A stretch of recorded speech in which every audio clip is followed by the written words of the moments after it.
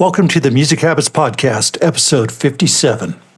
Welcome to the Ableton and Music Habits Podcast. Actionable music production tips to take your music to the next level. And now, your host, Jason Timothy. Hey guys, welcome back to the podcast. Today we're getting into 15 ways that you can turn your bland songs back into bangers. So nearly all songs you create are going to start off sounding a bit bland. Most great songs have pretty humble beginnings. The challenge for new producers is that they find it difficult to bring their music to the next level. Their songs are usually stuck on that level of bland.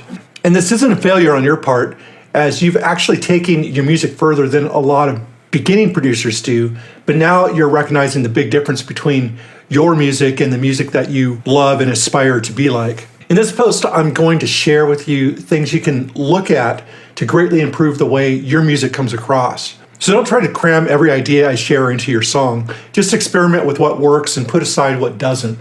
Usually the changes needed are pretty subtle, so avoid going too over the top with any one technique. So step one, strip it down, build it up.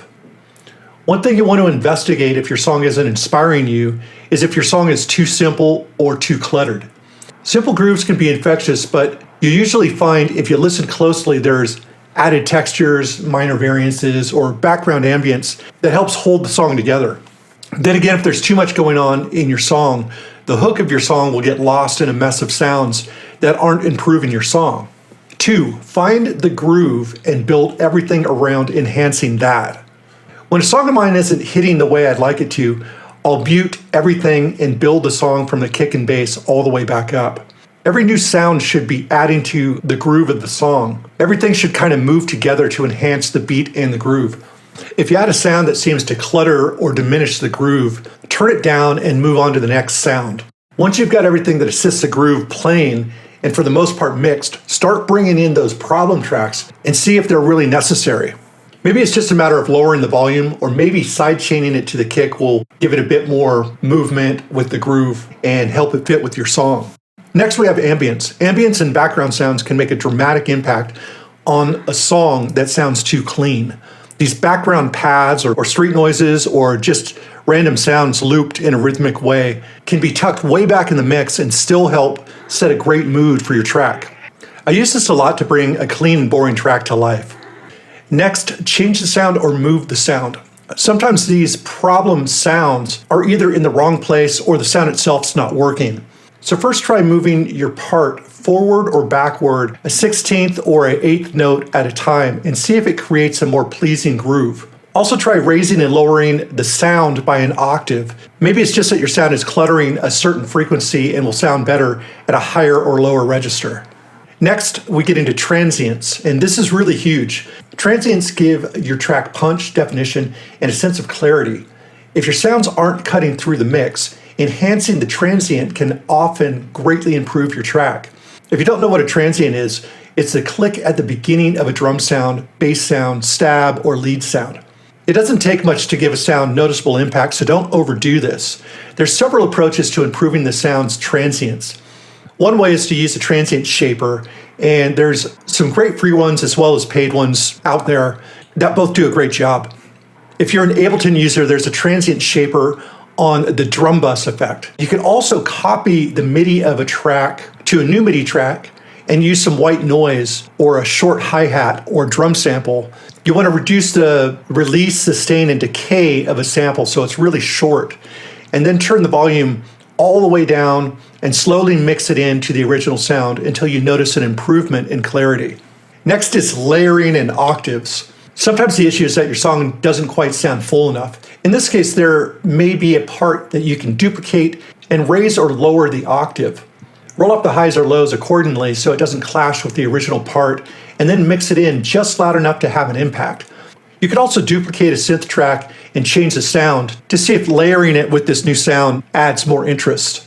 Next is sidechaining. Sidechaining is an excellent way to make sure your kick and snare are cutting through. This can be subtle or more extreme, depending on your style of music. Often sidechaining your hi-hats, pads, and background sounds to the kick can give the whole song a bit more groove and movement. You could also use this as a mixing tool, sidechaining less important sounds to more important sounds so they get out of the way when the more important sound comes in. Next, try reversed and time stretch sounds. If your song doesn't seem to have enough interest and spice to it, try duplicating the track and converting it to audio. From there, you can try reversing the sounds, doubling the speed, halving the speed, or stretching the sound till it's almost unrecognizable from the original. Then you just take those sounds and cut up the good bits, and you'll have interesting parts to add a bit of flavor to the parts of the song that might be lacking. Next, add extra percussion, impacts, and non-repeating sounds.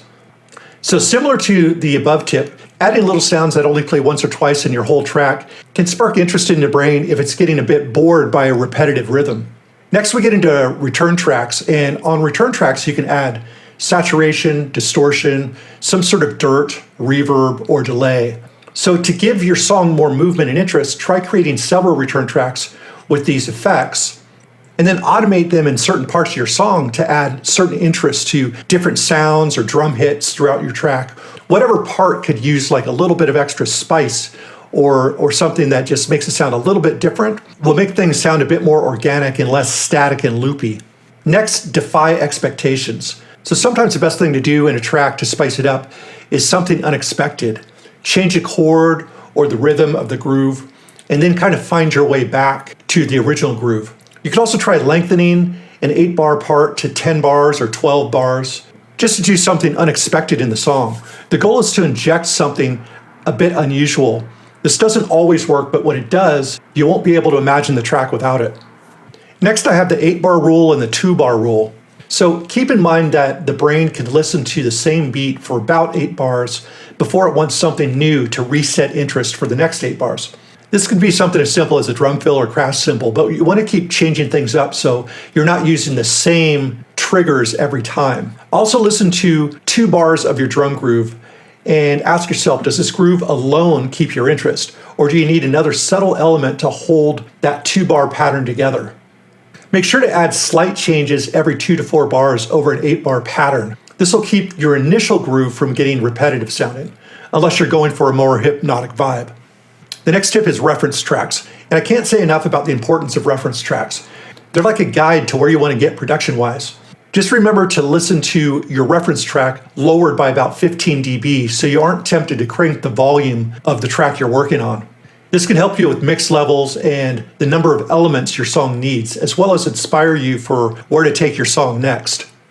The next tip is automation, minute shifts, and evolving sounds. If you want your song to remain interesting start to finish, automation is everything.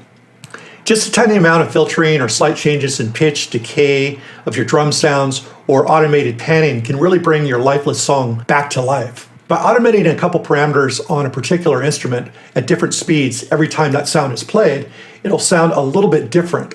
And a little goes a long way, but the overall impact of doing this to several sounds is enormous. And the last tip is humanize. Last but not least, humanize your groove. Don't lock your parts to a grid. Add some groove quantizing to give your song a bit more swing. It doesn't take much for your whole track or sound to come alive. Try grooves on your hi-hats to get an idea of how the groove is being affected. Once you find something that sounds good, apply it to all of your drums, bass, and percussion sounds so everything works together to support this more humanized groove. Hopefully this inspires you with some fresh ideas to take into a song of yours that's feeling a bit flat or lackluster. I believe 85% of your songs are salvageable, so have faith that there is a good chance you can turn your loser track into a winner with just a few tweaks. With that said, if you're benefiting from this podcast, you'll absolutely love my 2 best-selling books, The Mental Game of Electronic Music Production and The Process for Electronic Music Production. These books are available in ebook, paperback, and Audible, and you can find all of that at musicsoftwaretraining.com/books.